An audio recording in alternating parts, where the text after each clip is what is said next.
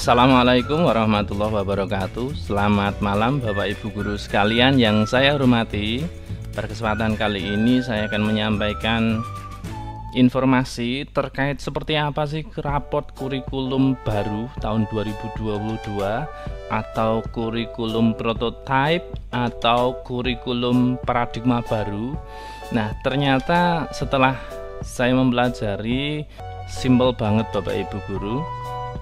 Jadi perlu dipahami Bapak Ibu bahwa sebenarnya kurikulum paradigma baru atau kurikulum prototype ini sudah berjalan di 2.500 sekolah penggerak saat ini ya, yang tersebar di seluruh Indonesia.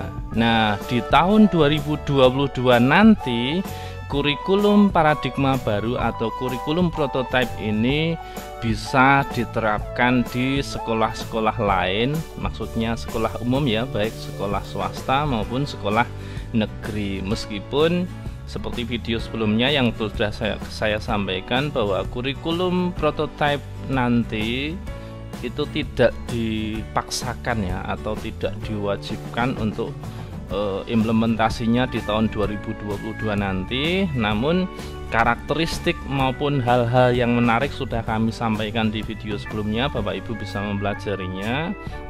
Untuk kali ini saya akan fokus pada raport di kurikulum paradigma baru atau kurikulum prototype ini.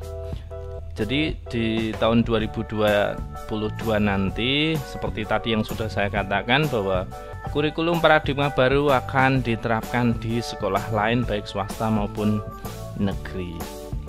Nah, terkait dengan raport, apakah ada perbedaan? Apa sih bedanya raport kurikulum 13 yang saat ini dilaksanakan dengan kurikulum paradigma baru nanti? Seperti itu ya pertanyaannya. Baik, ini akan kita bahas, kita akan bandingkan Bapak Ibu. Kita mulai dari raport kurikulum 2013 yang tentunya sudah tidak asing bagi kita sekalian ya. Untuk tampilannya kurang lebih seperti ini Bapak Ibu. Bapak Ibu juga sudah familiar, sangat familiar ya. Di bagian awal ada kolom identitas peserta didik, kemudian ada nilai sikap spiritual, sikap sosial, seperti itu ya. Ini masih di halaman pertama, kemudian dilanjutkan dengan nilai pengetahuan dan keterampilan. Kemudian dilanjutkan dengan nilai pengetahuan dan keterampilan Bapak Ibu. Jadi ada muatan pelajaran, kemudian nilai, predikat, deskripsinya, seperti itu ya. Dan ini biasanya tidak cukup untuk satu halaman, masih dilanjutkan dengan halaman yang kedua, masih di pengetahuan dan keterampilan yang membutuhkan deskripsi yang panjang seperti itu ya. Kemudian di halaman ketiga itu adalah bagian pengembangan diri atau ekstrakurikuler beserta deskripsi kegiatan ekstrakurikuler yang dilaksanakan di sekolah Bapak Ibu. Kemudian ada saran-saran bagi peserta didik, ada juga data tinggi dan berat badan, seperti itu ya. Kemudian di bagian halaman berikutnya, halaman ketiga atau halaman keempat, ada kondisi kesehatan, aspek fisik, kemudian prestasi, jenis prestasi dan keterangan yang diperoleh siswa.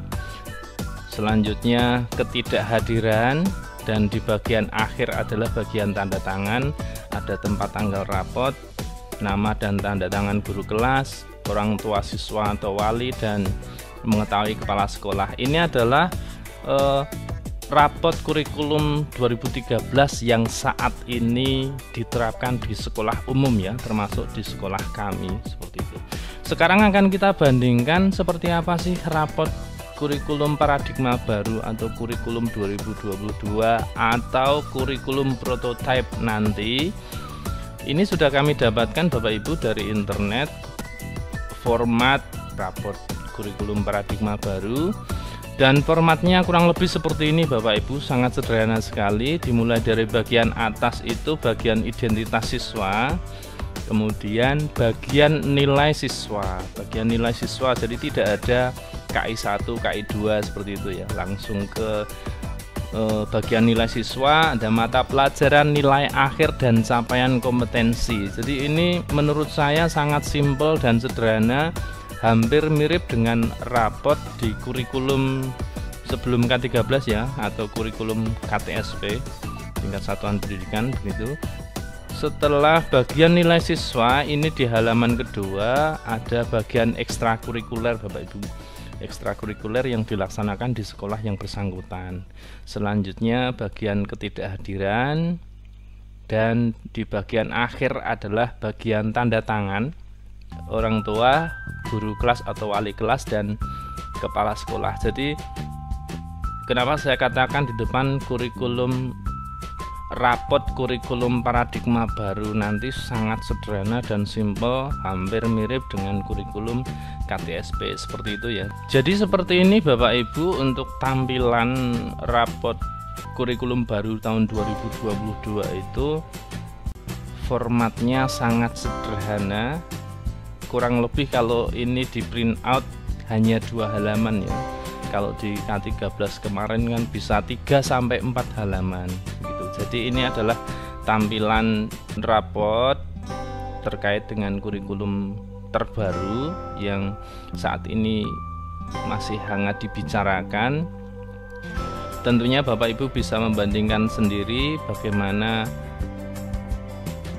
laporan hasil belajar siswa di kurikulum sebelumnya, kurikulum 13 dan kurikulum paradigma baru yang nanti akan kita laksanakan secara serentak bersama-sama di tahun 2022, baik sekolah negeri maupun sekolah swasta, meskipun pelaksanaannya nanti tidak dipaksakan seperti yang sudah disampaikan oleh Pak Menteri, Mas Menteri Pendidikan, Kebudayaan, Riset, dan Teknologi, bahwa pelaksanaannya nanti akan secara bertahap, tidak dipaksakan, hanya bagi sekolah-sekolah yang memang tergerak untuk melaksanakan recovery pembelajaran yang banyak hilang karena adanya pandemi COVID-19.